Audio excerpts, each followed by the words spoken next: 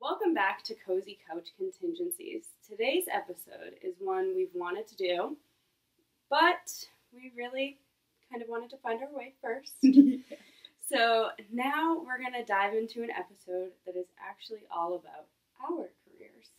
Yep, we're interviewing each other with questions we get asked all the time, how we got started, what the journey looked like, and what we've learned along the way. So grab something to drink, get cozy, and let's talk about what brought us to where we are today. Okay, Krista. All right. I'll start us off. How did you find the field of ABA?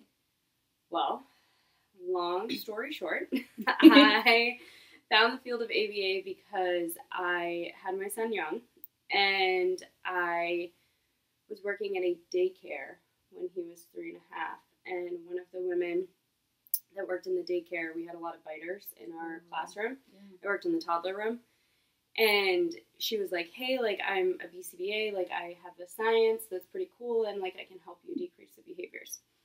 So we didn't really, like, use her as a resource or anything. We were like, we have no idea what this lady's talking about, like, whatever. So fast forward a few months, things kind of were changing at the daycare I was working at, and I wasn't as happy as I was hoping I would be there. And she actually was able to pull her kids and found out she needed a nanny. Oh. So I had a really good relationship with her, and I was like, hey, what if I'm your nanny? Yeah. I was like, can I bring my son with me? Because she had I think they were 3 and 5 at the time, because I think Chase was 4, right around those ages. And Yeah. so it worked out well. So I got to be home with my son and watch her kids that I loved endlessly. They were amazing. And, you know, it was like the most perfect thing. And I was in school for my master's in education, in special education at the time. I wanted to be a case manager.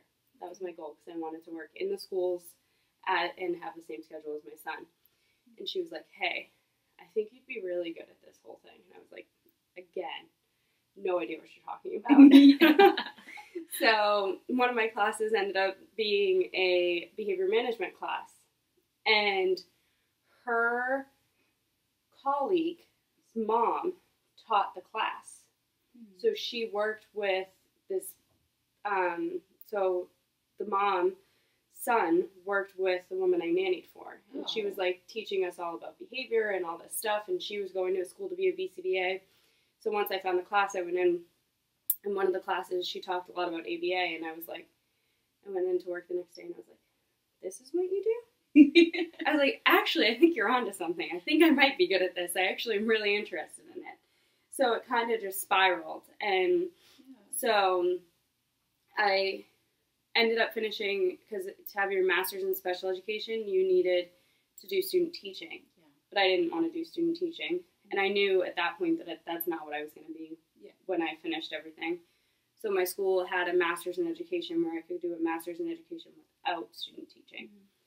So I finished my master's in education, and then once her daughter was in kindergarten, she was able to not have a nanny full-time, and I ended up working for the company that she worked for. Amazing. What school did you go to? I went to Endicott for my BCBA, for my certification in ABA, certificate in ABA. And then I went to SNU for my master's in education. That's really cool. Yeah. Awesome. So, long story, but definitely worth the story. There is a reason I have everything happens for a reason tattooed on my arm. Yep. Because things kind of fell into place. So I wholeheartedly agree on that one. Yeah. It was not what I anticipated by any means. No, I had a way of working it out. I had no idea what ABA was, no idea what a BCBA was. I had no idea that there was a science of human behavior. I knew there was psychology, and that's about where my knowledge of all that stopped. So. Yep, that likewise. That's how it started with me too. It was sort of a fluky thing as well. So I started off as an early interventionist right out of school. Had my psych degree, undergrad, and I was like, okay, cool. I liked the early intervention, but the hours were really inconsistent, and I didn't really love the area I was working for. It was a little bit more unsavory than I was used to, coming from a small town. And so, actually, a friend of mine was working at a company that was like a private school for kids with autism. She's like, hey, we need somebody. we need a therapist. You know, you want to come work over here with me? You're my friend. Like, come on over and check it out. And I was like, what do you do all day? I was like, I don't know what this is. What is ABA? And she's like, just come check it out. Come take an interview. So I was like, okay. So I worked with one of the kids because you do like a sample, like kind of, you know, jump into a session. And so I did, and I absolutely loved it.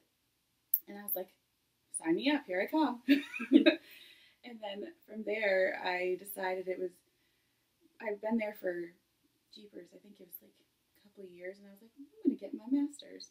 Did my master's after, I was a year, because I was like, I can't wait too long. Otherwise I'll lose momentum. Yep.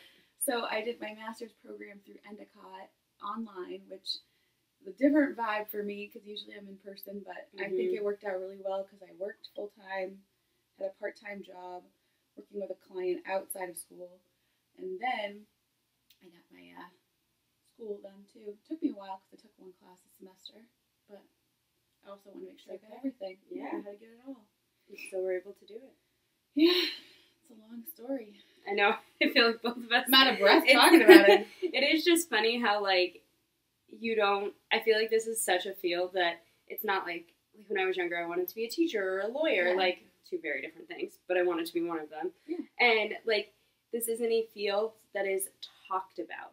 And it's so funny. I will get into more of, like, what we do as we go through this today, but one of my kids that I work with now is actually, like, so interested in it, and I've never met a kid that, like, I can sit down with him and have actual conversations, and I, like, quizzed him on the 4 functions of behavior the other day. Oh, my gosh. Because he's so interested in it. He's like, how can you just tell me what I'm going to do before I do it? And I'm like, because I know. And then I'll be like, well, you're doing it because of this. And he's like, well, how'd you know that? And, like, he's so interested in it. It's just so funny because it's not something everyone talks about. It's not something that's known. Yeah, I've never heard a child say, I want to grow up and be a BCBA today. Yeah. I mean, would I love to hear that? Absolutely. Yes. But the occasional, like, maybe teacher is what usually I hear, and then eventually it evolves to something different, but never to this. Yes, so, definitely. So fun. All right, Alyssa, so the real question. We have our stories down. We know how we got here. But what made you actually want to become a BCBA? I wanted to help. That's really the sum up of everything. I saw what the power of ABA could do, and I saw one of my clients. He couldn't tie his shoes or zip a jacket, and I helped him zip a jacket based on what a BCBA taught me. And I cried the day I taught him how to zip his jacket, and I was so excited, and I was so happy, and he was happy. He was proud of himself, and I wanted to replicate that as many times as I could. How about you? So, like I said, I always wanted to be either a teacher or a lawyer. And if I was a lawyer, I wanted to be either a family lawyer or an advocate lawyer because I just always wanted to help people, and I kind of wanted to, like, be the voice for them. And when I found out what ABA was and what a BCBA did, I felt like that was, like, what I was meant to be, and that you could be that voice for people, and you could help people, and in a different way, and have them, like, just understanding the science of why we do what we do is just fascinating to me. And it just makes it sound emotional a little bit. Yeah. I get emotional over it. It is, because it's, like, so cool. Like, you don't think about it, and, like, what we do is actually really cool and so life-changing that I think that's just kind of what made me want to become one, is just to, like, change people's lives and just help them. Like, you can help people in so many different ways with ABA. It doesn't have to be that we're, decreasing challenging behaviors or this and that. And you can just change people's lives by something as simple as, like when we were talking about behavioral gerontology on our podcast. Yes. Like, changing that, someone shouldn't go to bed at 6 o'clock, or putting a little reminder to do something. Like, there's just so many cool things that we can do in ABA that I don't think are talked about. So, 100% agree. It's kind of wild to me how much we have impact. Like, our field can go anywhere. It really could, because it's just human behavior. And I say just, as in it's just. It's not. Like, it's a big just. It is a very big just. But yes. It's wild. It is. So let's talk about education. We kind of touched a little bit about it. We did. But what did your path look like overall, and, like, how long did it take you? So, master's-wise, I went for my master's, and that was right around 2 years, I think. And then I kind of took a break, and COVID happened. Yeah. So then I went back for my certificate in ABA because I had a master's. I only had to do a certificate program. And I want to say it was like just under 2 years. Yeah, it was like a year and a half because I only had to take 8 classes. So yeah, it was pretty quick. I definitely like the fact that I have like the master's in education and the certificate in ABA because nice flex. I feel like I have kind of some of the background knowledge working in the schools that I definitely wish I had more special education knowledge working in the schools now. Yeah. I can definitely see how like that's something that we need to work on as a field is like if we are putting our science in different places, how we can educate us, and I think that's something with CEUs that's like super helpful sometimes. Yeah. But sorry, went on a tangent on that. But yes, that was my path. So I think it was more of just going to SNU for my master's and then Endicott for my certificate. Nice. What about you? So I said I'd started a little bit after I graduated. So I think it was like 2008, 2009-ish, somewhere in there when I started my master's. And then I had taken a class each semester. So it was a real slow go for me. I wasn't going fast, and I was taking my time, mostly because I'd just gotten out of school, and I really didn't know if this was officially the course that I wanted to take. It was sort of like I needed to experience it a little bit more. And I did. And I continued to love it and grow with it. But I'd taken it, and I think that I didn't finish my class. Oh, sorry, I said 2011. So 2012, sorry. I was thinking of high school. Wow. Woo, go back a little bit. 2012. So I started in 2012, and I ended it right before, it was a year? I think it was before COVID, but I think it was 2019 or 18 I finished. And then from there, yeah, it was all online though, Endicott. So it was kind of slow go, but it worked because I had to do all the other things and working full time and all that too. Yeah. You know, I mean, you did a different path, but you know how much it can be time consuming. It's very time consuming. And I wanted to take it all in. Yep. So, yes. All right. Yeah. So, we've established what got us into ABA. Our path of education. Path of education to becoming BCBAs. Ooh. However, there's a step before you really get that BCBA added to your last name. Stinking letters. I love those letters. The test. Oh. So, what did you think of the test? How did you study for it? It was intimidating. I had no life for several months. I studied and I studied and I studied. And I'm not a first-time test taker, passer. That wasn't me. That wasn't my story. It was hard for me, and I'm never a good test taker anyways. But I also have a bit of ADD, undiagnosed. So that also makes tests super hard, and especially for that duration, not my cup of tea. So caffeine really helped that day. But also, I think to get there and how I studied, I loved Rogue ABA. I listened to their videos, or their like, stuff that they had recorded over and over and over in my car. I spent so much time in my car driving back and forth to work that's where I bread and buttered it right there. Worked the best. And then all of their visuals. Oh God, I love good visual. So that I relied heavily on those things. Lots of mock exams and tears of joy when I passed. Like that all became absolutely. I just when I passed it was almost as good as giving birth to my girls. Almost. Were you the generation that had to get the letter in the mail after 30 days, or did you find out at the testing center? So, and when I first took it, it was the letter in the mail. Okay. By the time I passed it, it was hand-delivered. And I remember the woman giving me, I couldn't look at it, so I was like, can you tell me? And she looked at me, she smiled, and I was like, is it good? And she's like, you passed. And I was like, thank you, and I cried in front of her. Cried. Sobbed, ugly tears. Disgusting. Snot and everything. I know it's not my turn yet, but I did too. I literally... It's your turn now. How did it go? Hysterically broke down. Hysterically broke down in the testing center. That's why I was asking you when you found out. Oh, a mess. Because I literally, like, it came out of the printer. I guess I'll backtrack my story, but it came out of the printer, and I think, like, some of my friends or someone that took a test was like, if it's more than a page or two, you failed. Yeah. And then I was like, oh my God, only 2 pages printed out. Is this a real thing? Is this a real thing?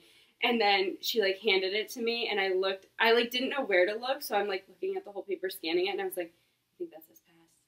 I think that says pass. I passed. And then I was like, oh my God, I passed. And I just started crying hysterically right there. I was like, I'm so sorry. Yeah.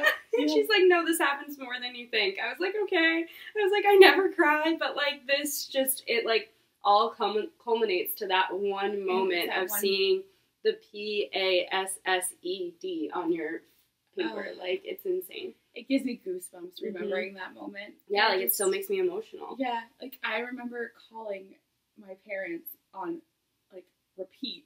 I called my husband now, boyfriend at the time, and I was like, I passed, but unfortunately nobody was answering the phone. Oh I had my to gosh. Like, call everybody multiple times to get somebody to answer. Oh my gosh. But that is so stressful. My husband answered first, so I was like, thank God, because if I didn't hear it, like, if I didn't tell him, I was going to literally burst. And then I called my parents. I was like, hello, nobody answered. I was like, okay, well, I'm just going to sit here and go crazy. So I did. I was like, I wanted to post it all over social media because I was so excited. Oh my gosh. But I wanted to make sure I told them first. So I love that. Yeah. Crazy stories. I ended up passing on my dad's birthday. I took the exam. That's so, don't even say that. That's so weird. My dad's birthday was in May, and that's the month I passed, and I'm pretty sure it's pretty close to his birthday, too. Yep. That's hilarious. so funny. Yeah. I don't think it was on his birthday, because it was the way it was set up, but it was very close to his birthday. Yep. Yeah, on my dad's birthday, that was one of the only ones that was in the testing center I wanted to go to for that month, and I was like, Dad, are you going to be mad? I'm upset on your birthday if I fail. He's like, can you not put that into the universe? I'm like, okay, well, if I pass, we're celebrating your birthday together. And we did. We all went out to dinner and, like, we celebrated together. But, love it. Yeah, it's so funny. It's so funny. Yeah. It was a moment. Yes. Yeah. So my story is a little bit different. With Endicott, I don't know when you went, but when I went, there was, like, this compensatory class you had to take. A lot of people took 3 classes at one time. I was working full-time, had a child, and was doing other things, and I'm like, there's no way I can take this class on top of everything. Like, you had to do the BDS modules and pass them to 100%, and that is not how I learn. I do not learn by failing. Like, BDS modules just weren't for me. No. So I knew that was going to be something that really, really hurt me. So I was like, I can't do all of the stuff and that. So I decided to take the compensatory class at the end. Comprehensive class, not compensatory. Comprehensive class at the end. And I did it by itself my last semester because I knew I wasn't going to be able to sit until anywhere from August to November, depending upon hours.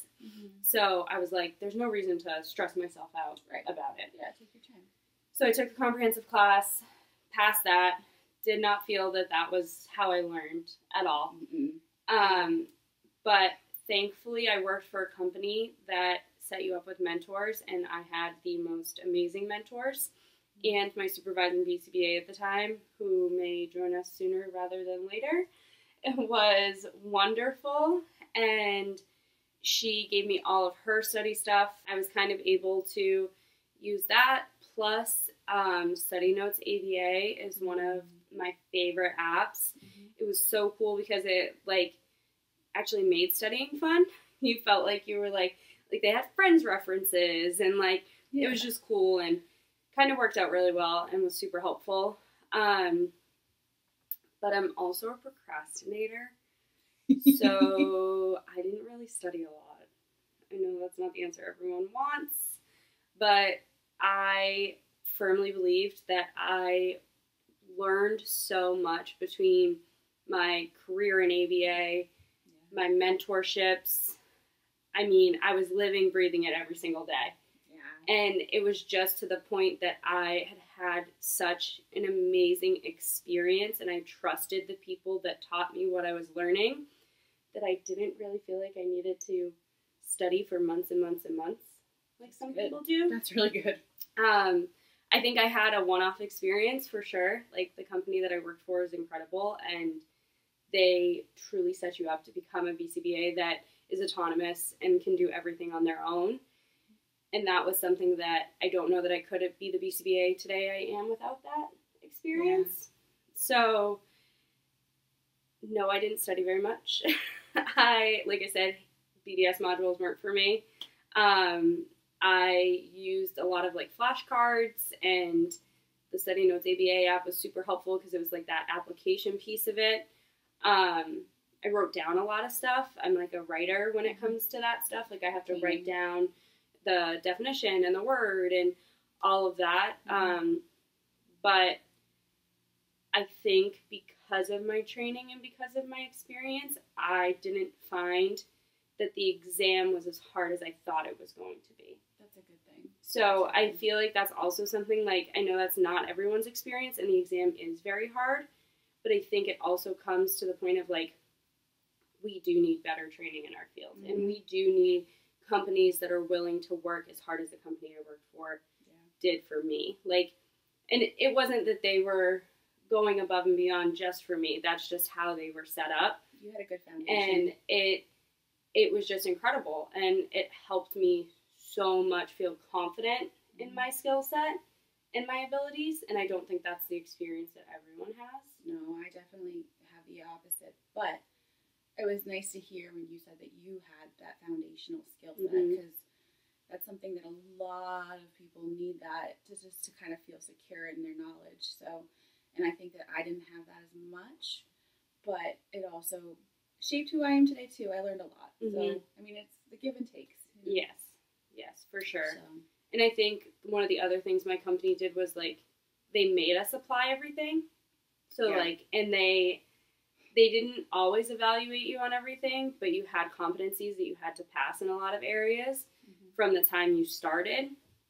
So I was also always used to someone watching me, someone giving me feedback, applying the terms and knowledge that I had, having to demonstrate the confidence that I knew what I was talking about. And, like, I'll never forget my first review in the company that I worked for is, like, they told me I needed to have more confidence in myself because I did know what I was talking about. And I would say, I don't know, instead of saying, let me get back to you, or let me double check, or I would always be like, oh, I don't know, and then I would answer.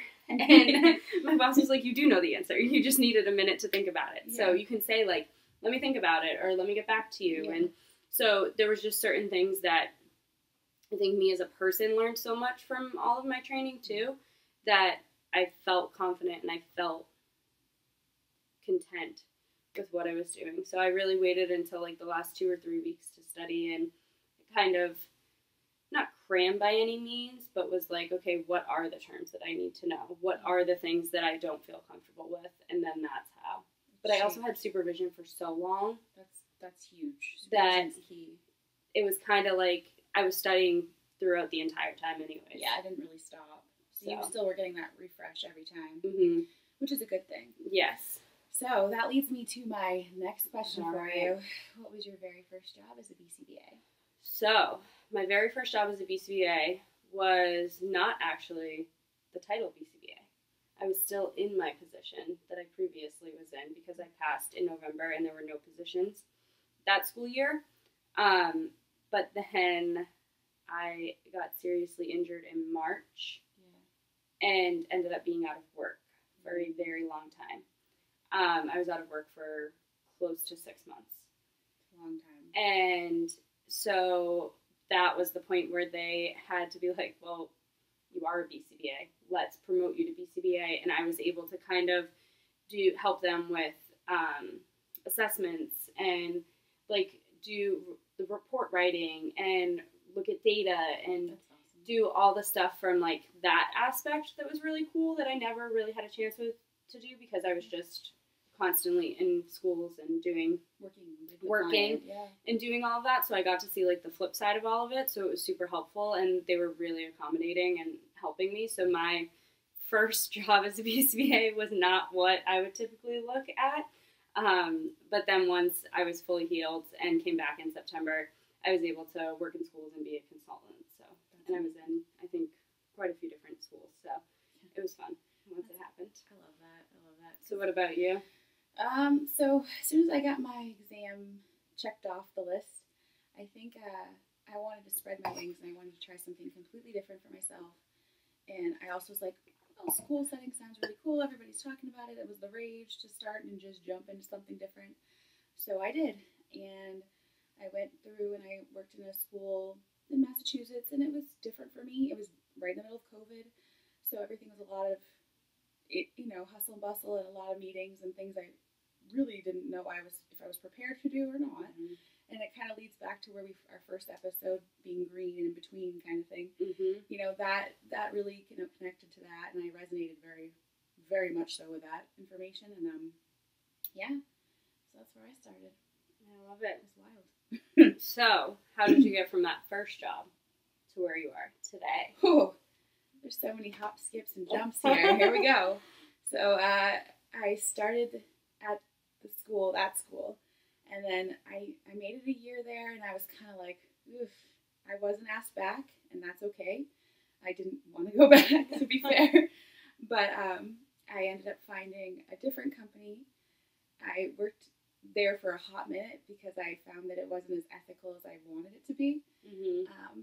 And then I found a company you're very familiar with, and that's where your structure and your bones are. So that's kind of a great full circle moment where we made it there. Yep. I went there for a little while, and I've been there for a couple of years. And then I was like, oh, things were shifting a little bit in the company and with me, and I was like, oh, I kind of want to check something else out. I found a different school district, and I absolutely loved it. I had made amazing connections with so many great people. The staff was phenomenal, and I just loved all the kids there. And then I actually got pregnant with our girls, our twins, and that made a big difference in how I could do things. So I was like, oh, when they come, there's no way I can do all this. As much as I'd love to, I had to think realistically. So I made the change to a remote BCBA position, which I'm so grateful for. I love the clients I work with. I love the scheduling. I love the people I work with. And, it is different, but it suits my family's needs right now. Mm-hmm. And it's really suiting mine. So, yeah. And I feel like you've had experience in kind of so many roles of ABA. Like, you've been in clinics, you've been in schools, you're doing remote now. You've been in homes. Yeah, I've done a little everything. Cool. Yeah, I've seen a big picture. Yes. I've seen what I like and what I don't like, and that was kind of something I needed to do for myself. And, your tastes and your preferences evolve. Mm-hmm. So, and it suits what your needs are in the moment. Yeah. This is what's reinforcing me right now. I love it. I love it. Yeah, so what about you and, your path on this great adventure? So, I started as an RBT in the clinic. I started as a behavioral therapist, and then passed the RBT exam, and then was in the clinic for over a year.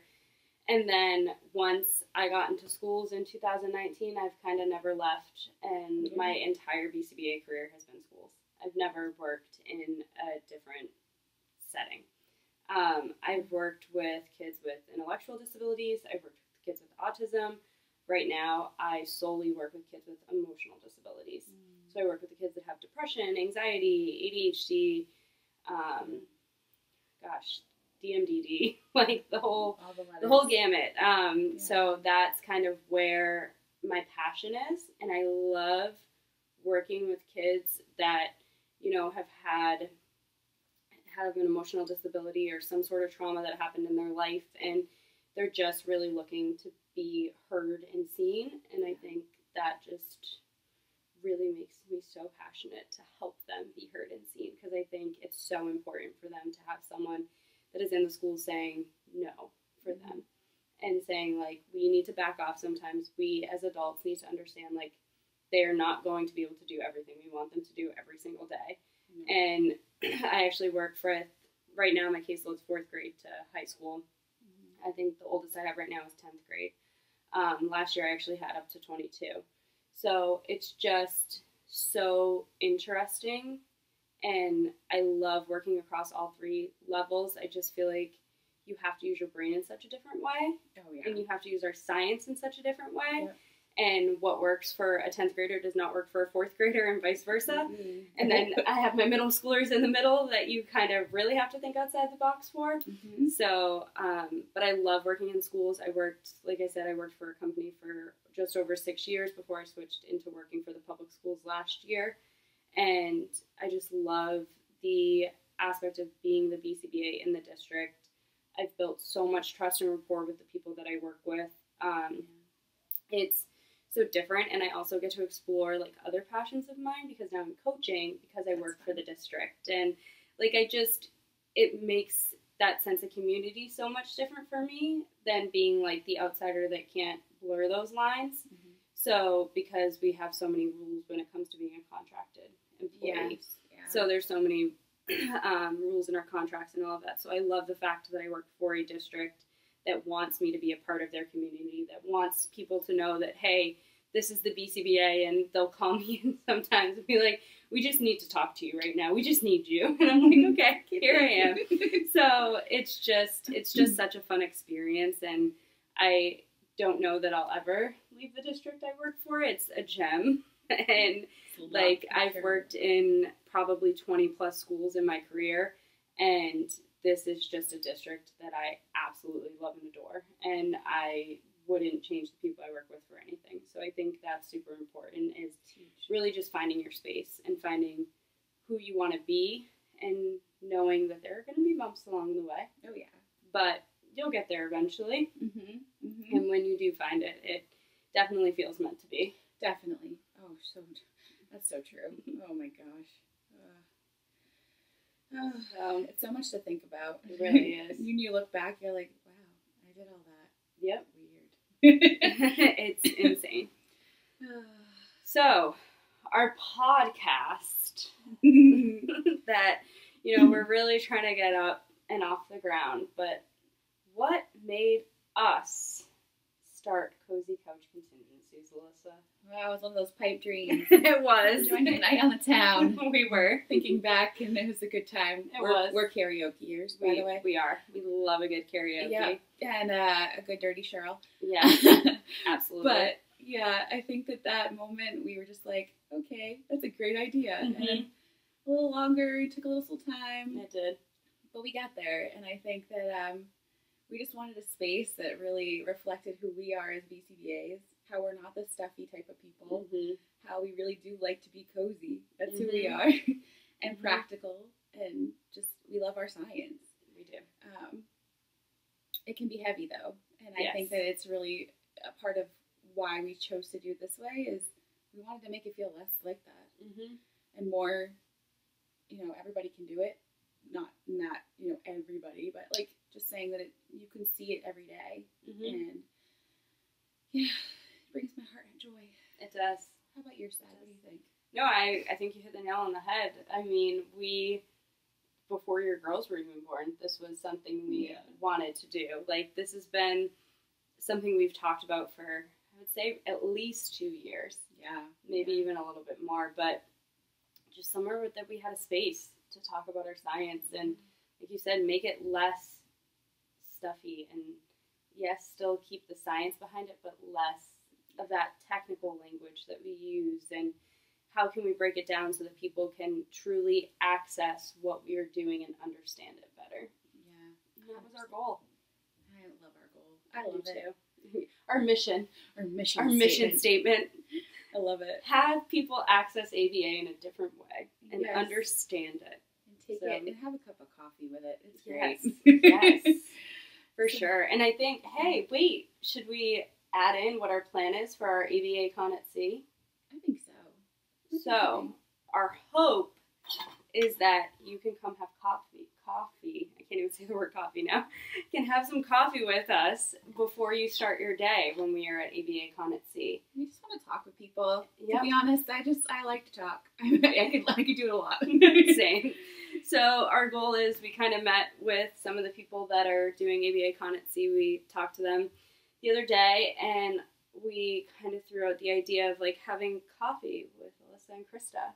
Yeah. And bringing the Cozy Couch to see, but still keeping the same vibe for sure. We have a few other surprises that we're gonna, poke around later, but for now, that's where we want to give you a little teaser of that. Yeah. So, our hope for the podcast, yes, our hope is that we kind of keep doing this. I think, and so.